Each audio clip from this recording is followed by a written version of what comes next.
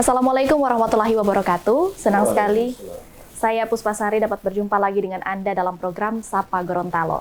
Saudara, kali ini kita akan membahas mengenai pendidikan di Gorontalo. Seperti yang kita ketahui bahwa pendidikan pasti setiap masa berganti sistemnya, entah itu kurikulum ataupun sistem penerimaan siswa. Nah, kali ini kita akan membahas soal SPMB atau sistem penerimaan siswa baru. Dan kali ini sudah bersama saya dua narasumber, ada Pak Lukman Kasim sebagai Kadis Pendidikan Kota Gorontalo dan ada Ibu Yulianti Biamenga sebagai Kepala Bidang Pembinaan Pendidikan Dasar. Selamat pagi Pak Bu.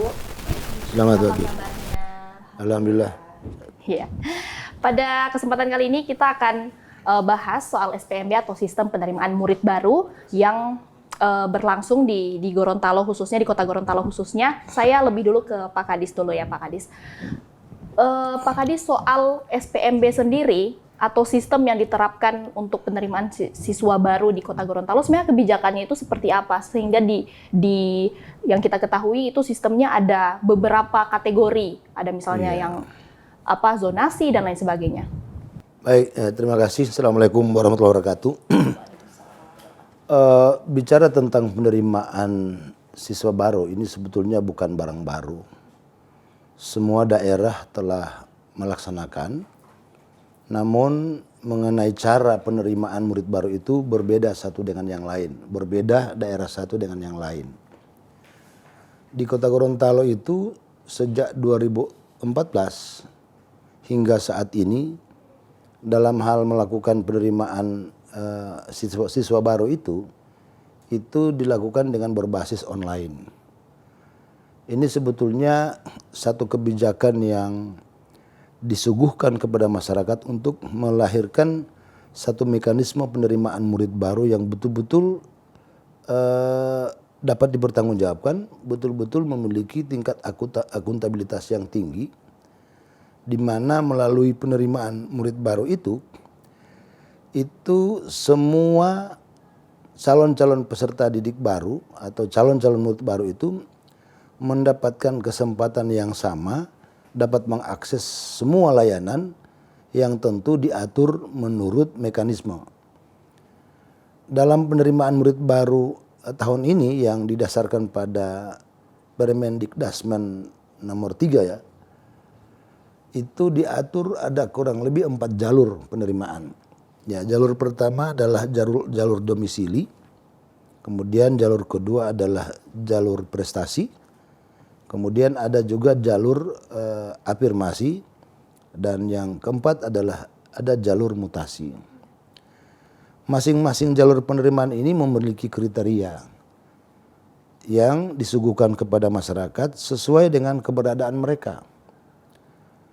Oleh kita secara teknis, misalnya di jalur domisili, maka semua sekolah yang ada itu telah diatur pemetaan domisili berdasarkan jangkauan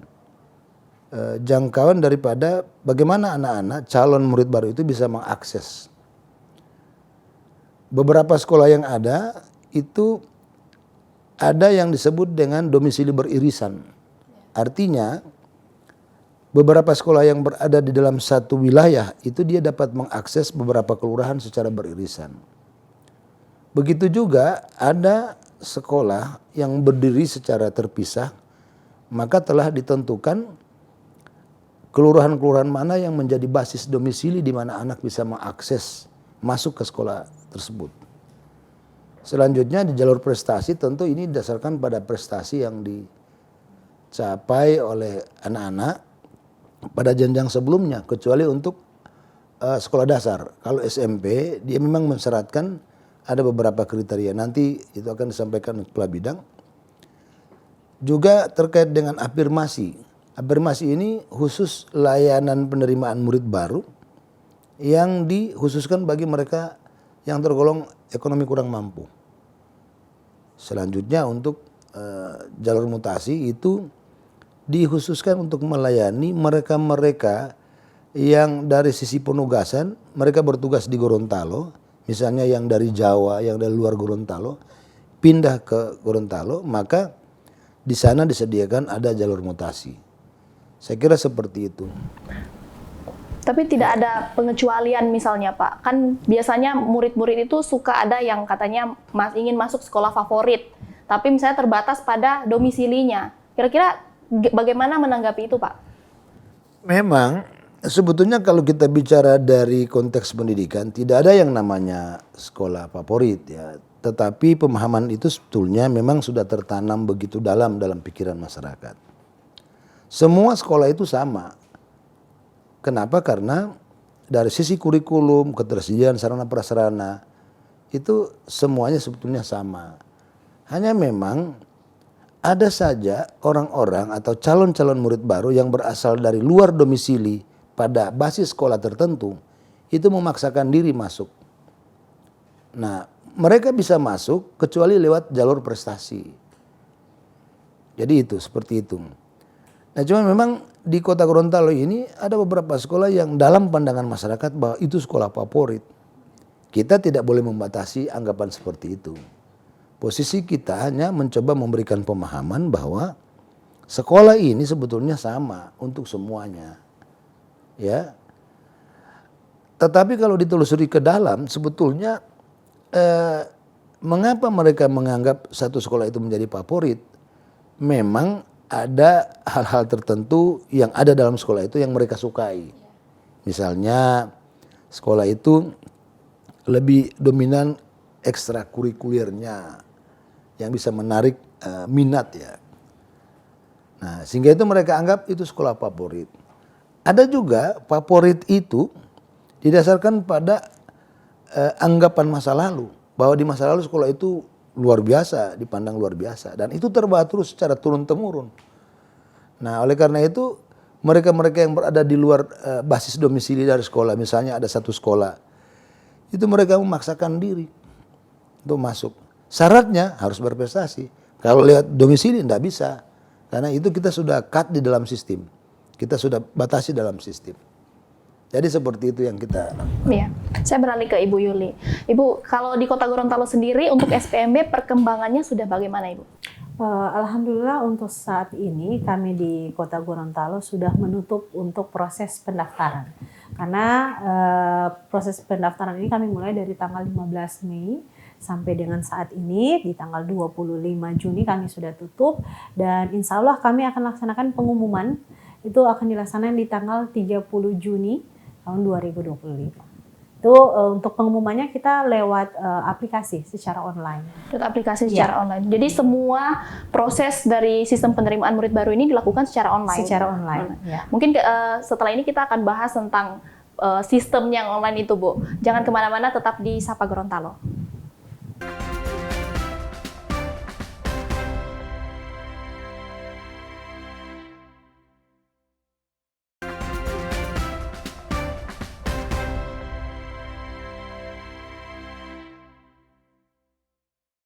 Terima kasih saudara, Anda masih bersama kami di program Sapa Gorontalo. Masih dengan dua narasumber, Pak Lukman dan Ibu Yuli, membahas soal SPMB atau Sistem Penerimaan Murid Baru di Kota Gorontalo. Tadi sempat ngobrol dengan Ibu Yuli soal sistem penerimaan murid baru yang sudah selesai pada tanggal 25 tadi, tapi pengumumannya nanti tanggal 30. Kemudian sistem penerimaan murid baru, tadi sempat Ibu Yuli bilang sistem penerimaannya berbasis online. Nah, kira-kira sejauh ini sampai dengan sistem pendaftarannya sudah ditutup, apakah ada kendala Ibu soal online? Karena kita ketahui ya mungkin masih banyak orang yang belum melek dengan teknologi. Ya bisa jadi mereka tidak bisa mengakses sistem online tersebut.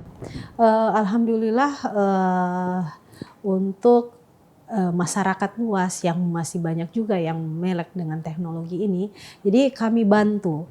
Jadi untuk sosialisasi kami sudah kami laksanakan jauh-jauh hari sebelum pelaksanaan di tanggal 15 Mei, sehingga orang tua dalam pelaksanaan untuk pendaftaran anak-anaknya, mereka biasanya meminta bantuan dari pihak sekolah.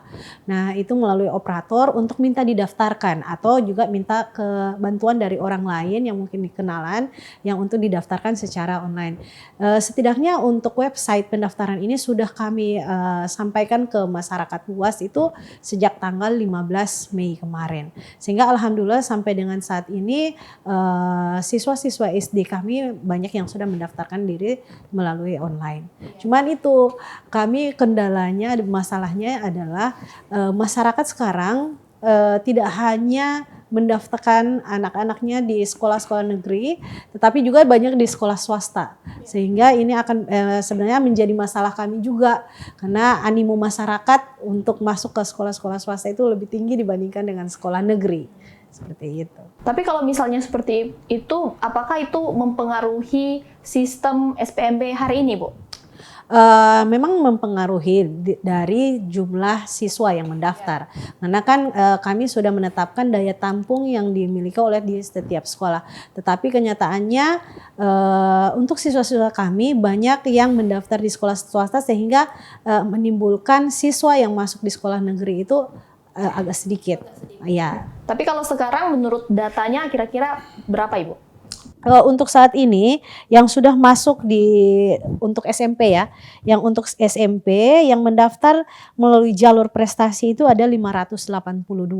Kemudian di jalur domisili ada 1783, di afirmasi 665 dan di jalur mutasi ada 137. Itu yang sudah mendaftar secara melalui website kami. Kemudian untuk SD yang sudah mendaftar melalui jalur domisili itu ada 1657, afirmasi ada 71 dan mutasi 208. Dapat kami sampaikan bahwa ada beberapa sekolah atau beberapa siswa yang berada di pinggiran dari wilayah Kota Gorontalo itu menampung juga pendaftar dari kabupaten lainnya, baik itu Bone Bolango maupun dari Kabupaten Gorontalo yang masuk ke wilayah Kota Gorontalo, karena mereka beranggapan sekolah-sekolah ini lebih dekat wilayahnya dengan rumahnya dibandingkan dengan sekolah yang ada di kabupaten misalnya Bone Bolango ataupun kabupaten yang agak jauh dari domisili siswa tersebut. Iya, dan itu dari jumlah tersebut yang Ibu bilang itu tersebar di semua SD dan SMP di Kota Gorontalo. Nah, kalau di Kota Gorontalo sendiri mana yang paling banyak siswanya, Ibu? Kalau untuk saat ini, untuk SMP itu paling banyak adalah di SMP Negeri 1 Kota Gorontalo. Kemudian untuk SD kami ada 1 sekolah negeri di SDN 27 dan 2 sekolah swasta saat ini itu di SD Laboratorium dan SD Al-Hizrah. Dalam beberapa sistem yang tadi sudah sempat dibilang oleh Pak Kadis, misalnya ada sistem domisili, prestasi, afirmasi, dan mutasi tadi, itu berarti melewati proses seleksi semuanya, Bu. Ya. Dan juga saya sempat dengar katanya ada yang penghafal Al-Quran. Ya. Ya, itu juga diseleksi, Bu. Ya, jadi sesuai dengan visi misi dari Bapak Wali Kota juga bahwa kita ada program terkait pengentasan buta huruf Al-Quran ya. Jadi kami masukkan di juknis kami terkait prestasi dari murid untuk hafiz atau hafizah Al-Quran. Nah, kami masukkan di situ di prestasi non-akademik. Jadi ada beberapa hafiz ataupun hafizah yang masuk ke sekolah tertentu itu melengkapi dengan sertifikat dari yang dikeluarkan oleh baik secara resmi ya oleh Kementerian Agama. Itu yang kami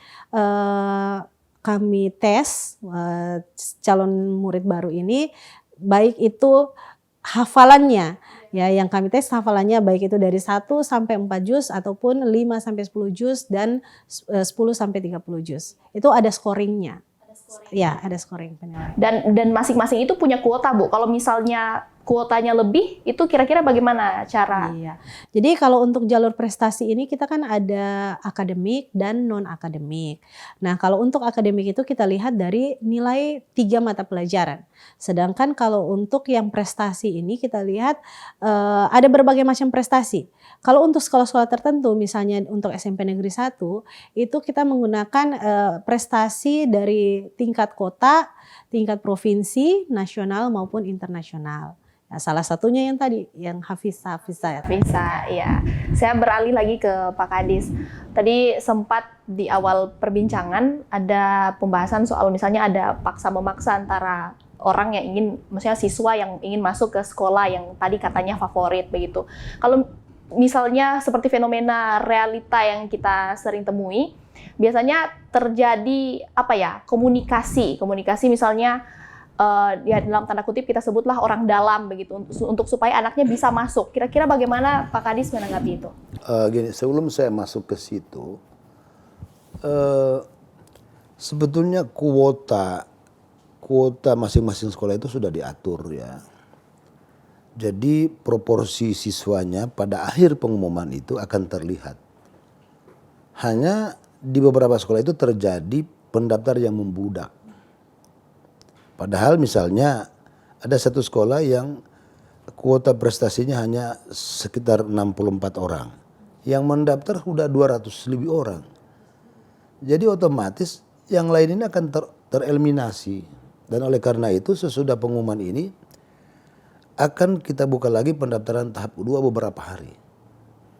Nanti mereka-mereka yang ini yang tidak terterima ini mereka akan mendaftar kembali lewat jalur domisili atau prestasi maupun afirmasi pada daerah asal mereka. Kan begitu. Nah, terkait dengan adanya upaya calon-calon untuk masuk ke dalam sekolah, saya pikir itu hal yang manusiawi ya. Namanya saja orang berjuang, tetapi pada akhirnya yang akan menyeleksi itu adalah sistem. Ya, kita tidak bisa memberikan jaminan bahwa mereka bisa ini. Pada akhirnya mereka akan diseleksi oleh sistem. Karena memang sistem yang kita bangun itu memang sudah cukup detail ya untuk menyeleksi siapa-siapa yang berdasarkan kuota yang ada. Ada seperti itu.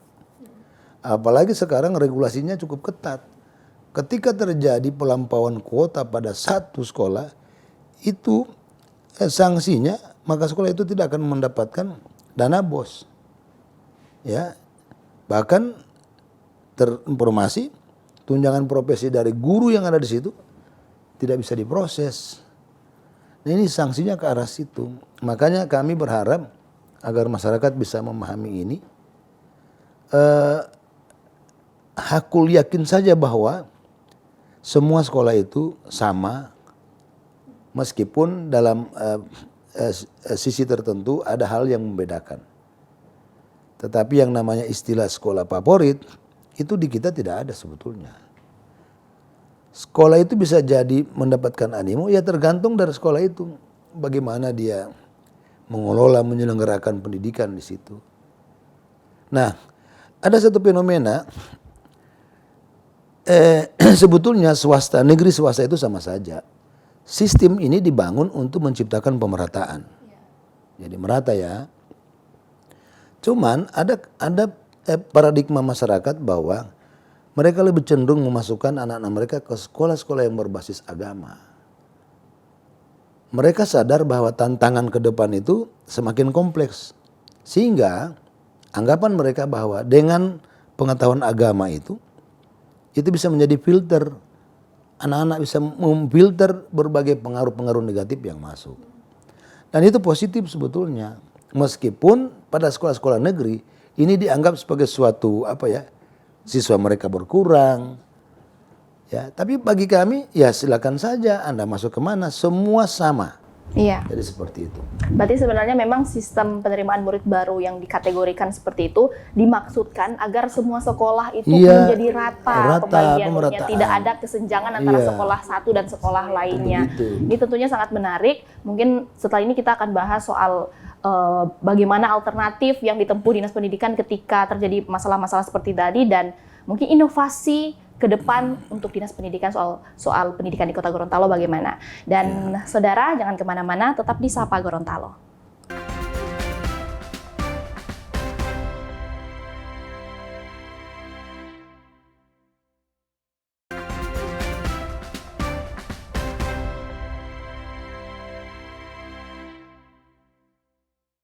Terima kasih saudara, Anda masih menyaksikan program Sapa Gorontalo di Kompas TV Independen Terpercaya. Masih dengan pembahasan kita soal SPMB atau Sistem Penerimaan Murid Baru dengan dua narasumber, Pak Lukman dan Ibu Yuli.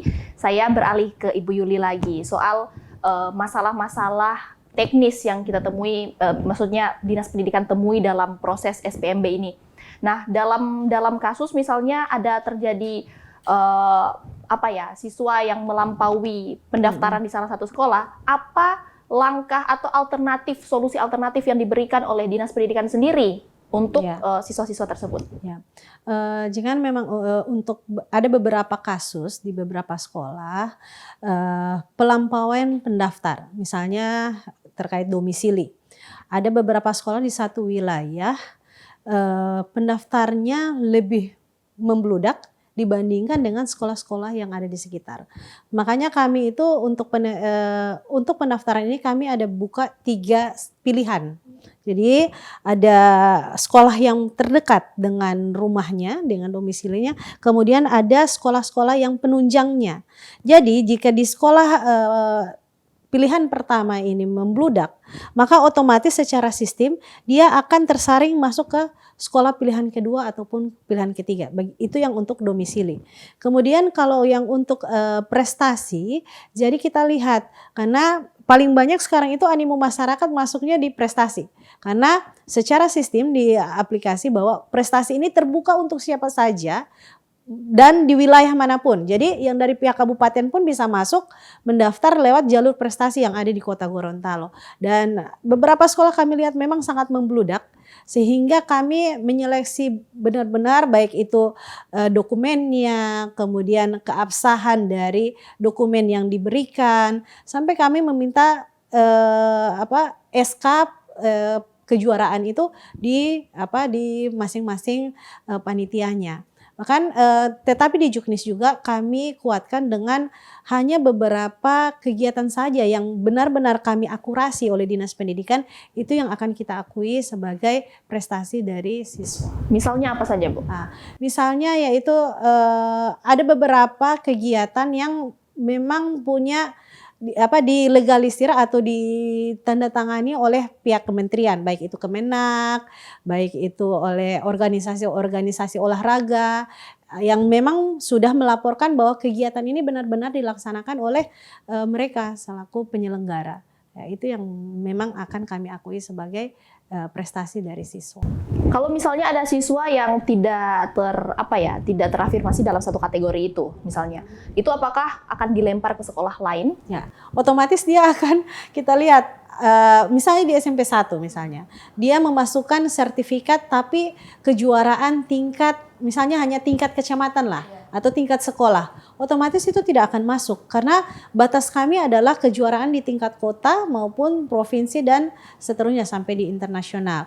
Otomatis jika dia tidak masuk di poin situ, itu akan masuk ke sekolah-sekolah selanjutnya yang ada di bawahnya. Iya, tapi kalau misalnya dia tidak lulus misalnya dalam jalur prestasi, apakah dia bisa pindah jalur kategori? Ya, jadi tadi disampaikan oleh Pak Kadis, jika dia tidak memenuhi pada jalur prestasi tadi, kita akan buka kembali untuk pendaftaran setelah pengumuman di tanggal 30, kita akan buka lagi dan kita akan fokuskan untuk sekolah-sekolah yang lebih dekat dengan domisilinya. Karena kan posisi sekarang ini adalah sekolah yang terbuka, sekolah manapun dia bisa mendaftar, tetapi kalau di pendaftaran kedua kita akan fokuskan adalah di sekolah-sekolah yang menjadi domisili siswa tersebut. Iya, baik. Ya, saya beralih ke Pak Kadis. Mungkin kalau misalnya kita lihat ya SPMB atau sistem penerimaan murid baru, memang di bidang pendidikan pasti selalu terjadi perubahan. Entah itu di bagian mana saja, Ini dimaksudkan agar inovasi begitu. Nah, kalau di Dinas Pendidikan Kota Gorontalo dan untuk pendidikan Kota Gorontalo sendiri, kira-kira dari Pak Kadis, apa langkah inovasi yang bisa dilakukan misalnya dari kesalahan-kesalahan atau kendala-kendala yang dihadapi dari SPMB tahun ini, apa inovasi yang bisa dilakukan untuk menjaga agar sistem ini tetap adil dan transparan bagi seluruh masyarakat di Kota Gorontalo? Oke. Secara sistem penerimaan setiap tahun itu terus kita evaluasi perangkat sistemnya, lalu kemudian kita benahi. Hanya yang terkait dengan upaya untuk penyadaran masyarakat itu penting juga, karena banyak di antara masyarakat kita yang seolah kurang ikhlas ya. Jadi kemungkinan ke depan maka fokus kita proses sosialisasinya harus panjang. Ya, dan ini harus kita bangun secara lintas sektor ya. Dari pemerintah kelurahan, kecamatan. Jadi harus dibuka jauh-jauh sebelum penerimaan untuk memberikan pencerahan kepada masyarakat bahwa sudah saatnya kita harus berubah. Ya, jadi sudah saatnya kita berubah. Kita tidak boleh terus berada dalam lingkaran setan yang kemudian itu tidak bisa mendatangkan manfaat apa-apa. Karena apa? Persoalan transparansi, akuntabilitas itu sudah menjadi harga mati sekarang. Tidak boleh ditawar-tawar lagi. Nah, kita ingin keluar dari lingkaran itu. Bahwa Kota Gorontalo harus tampil dengan model penerimaan yang betul-betul dapat dipertanggungjawabkan. Saya kira seperti itu. Mungkin selain daripada harus sosialisasi tentang pendidikan, sosialisasi juga tentang keikhlasan. Kalau misalnya tidak lulus. Makanya ini juga berhubungan dengan ada satu gejala yang saya lihat, fenomena yang saya lihat. Anak itu sebetulnya tidak mau misalnya ke SMP 1, cuma orang tuanya. Ada obsesi masa lalu yang terbawa terus. Kita sekolah kemarin di situ, saya sekolah di situ. Ya. Padahal anak itu kalau ditanya, dia maunya tetap yang dekat rumah. Ya, orang tuanya memaksa seperti itu. Lalu mereka kalau tidak di SMP 1 mereka tidak mau sekolah lagi. Nah ini kan mestinya orang tua paling tidak bersama-sama dengan kita untuk memberikan pemahaman kepada anak. Bahwa semua sekolah ini sama. Cuma mungkin karena ada faktor sisi lain di luar non teknis pendidikan yang diminati oleh anak-anak. Itu seperti itu. Iya. Terakhir Pak, mungkin apa harapannya untuk sistem penerimaan murid baru ke depan untuk masyarakat misalnya bisa disampaikan supaya juga bisa menjadi bahan evaluasi bersama. Harapan saya bahwa dengan penerimaan murid baru dengan berbasis pada online seperti ini harus bisa menciptakan betul-betul pemerataan. Semua sekolah, semua anak-anak dapat mengakses layanan pendidikan di semua sekolah yang ada.